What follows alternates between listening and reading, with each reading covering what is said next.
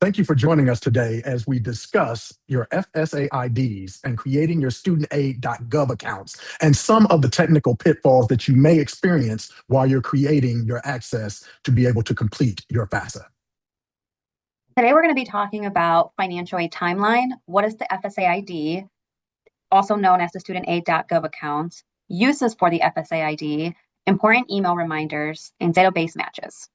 My name is Chandar Robertson, and I serve as a financial aid specialist at Milwaukee Area Technical College, as well as a senior program manager at Boys and Girls Clubs of Greater Milwaukee, Graduation Plus.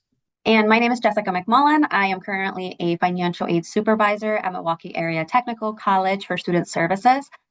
All right. The process begins with creating your FSA ID. Your FSA ID serves as your electronic signature when signing your FAFSA.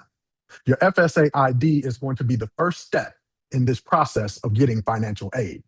In upcoming videos, you're going to see things such as how to complete your FAFSA, making sure that you submitted any requested other materials or documentation, as well as what happens when you receive your financial aid offer letters and how to read them and ask important questions, as well as the importance of decision day. So what is an FSA ID or StudentAid.gov account, and who needs one? FSA stands for Federal Student Aid. Students and their contributors, parent, or spouse will need an FSA ID. It's needed to apply for the FAFSA, to receive and manage federal student aid online. Even those contributors without a social security number must create an FSA ID. One quick recommendation: students and their contributors should create their FSA ID at least 3 days before starting the FAFSA. So who needs an FSA ID? You think of each contributor, and a contributor would be someone providing information to your application. So as a student, you're definitely going to need an FSA ID. If you are deemed a dependent student, you are going to have one or more contributors that will need to also create an FSA ID. Now, I know you may be thinking, well, how do I know if I'm an independent student versus a dependent student? In our video series, we will have an entire video to explain whether or not you are a dependent or an independent student. We encourage you to watch that video series to determine which category you will fall into. So where do we create an account? You can go to StudentAid.gov, or you can go to the direct link shown on the screen, StudentAid.gov/FSAID. At the top right corner, you will see a login and create account option. You'll want to click on the create account option and get started by providing your demographics. It'll be important during this time to have your social security number readily available. So what can your FSA ID be used for? Your FSA ID can be used to complete several different things. It's going to be used to sign your online FAFSA application. You're going to be able to explore repayment programs once you have graduated. While in college, you're going to use this to sign your master promissory note if you're borrowing any federal student loans. And then there are also several online resources that you'll need your FSA ID username and password in order to access. One recommendation that we want to point out is that this is going to be your FSA ID username and password. You want to keep this safe, and you do not want to share this with anyone. An important reminder when creating an FSA ID or StudentAid.gov account is to use a personal email address, not your school email, not your work email. And the reason for that being is because once you graduate high school, there will be a point where that account is deactivated. So we want to make sure that we have a personal email address such as Gmail or Yahoo. Same goes for our parents. Student and contributor, parent or spouse should use separate email address. So at the time of creating your FSA ID, you will want to make sure that you have your personal email address and your parent or spouse has a separate email address. One common mismatch issue that you will see is name. So when you're typing in your name, when creating an FSA ID, you want to make sure that it matches and it appears on your social security card. No nicknames. Your date of birth, make sure to enter the dates correctly, especially be aware to not swap month and day. Your social security number. Even a single digit error can prevent matching with federal records. Enter information directly from official documents. Please double check. Siblings, it's very common if you have a sibling who's in college to have a social security mismatch. You just want to make sure that you double check that the legal information is for the correct student. Recommendation: once entered, the name, social security number, and birth date are extremely hard to update. Check it twice before saving. Identity verification. Contributors are not required to have a social security number. We understand that some contributors will not have a social security number. In that instance, what is going to happen is that those contributors will check a box that says, I do not have a social security number. At that time, they are going to get an alternate set of questions in order to verify their identity.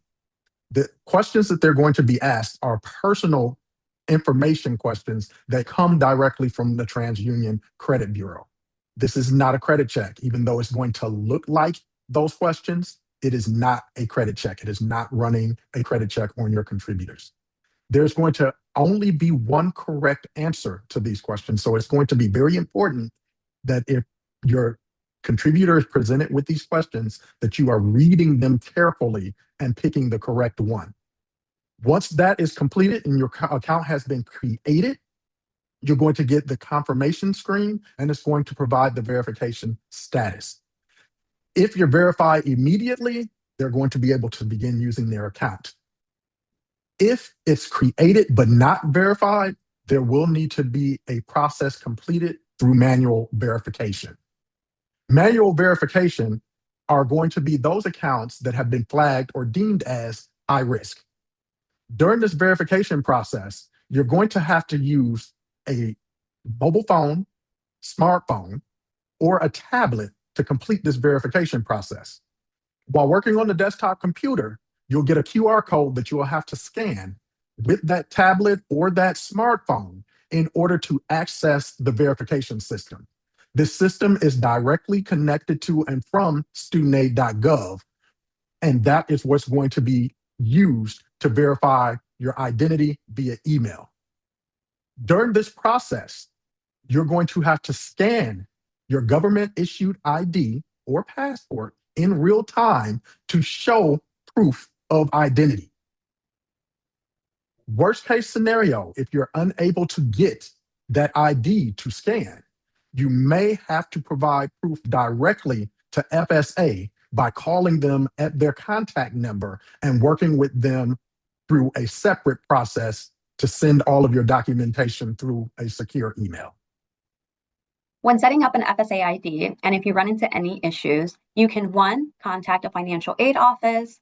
2, the StudentAid.gov website does have a new feature called Ask Aiden, so you can chat online. Or 3, you can call Federal Student Aid at the 800 number presented on the screen. As mentioned before, your FSA ID is unique to you. Keep that FSA ID safe. Do not share that FSA ID with anyone. No one else should be logging in as you or completing anything on your behalf. You want to make sure that when you're creating your FSA ID, that you are using accurate legal information, meaning your exact name as it's appearing on your Social Security card. One unique cell phone number. So only one cell phone number can be attached to one FSA ID. So you're not able to have the same cell phone number on your account and one of your contributors' accounts. That also holds true for your email address. It can only be one unique email address, and all of that gives one StudentAid.gov account. New for the 26-27 school year, WASPA is presenting a rep based on your CISA district. So if you do not already have a contact at a financial aid office, you can use the link provided on the screen and find your CISA rep for any financial aid assistance. Thank you for watching today. I hope you enjoyed our short video on creating your FSA ID. We encourage you to watch the entire series of our videos that will walk you through the entire process of getting financial aid for your students. We hope that you will join us for our other videos as they release. Please bookmark the above link on our YouTube channel, and we hope to see you back soon.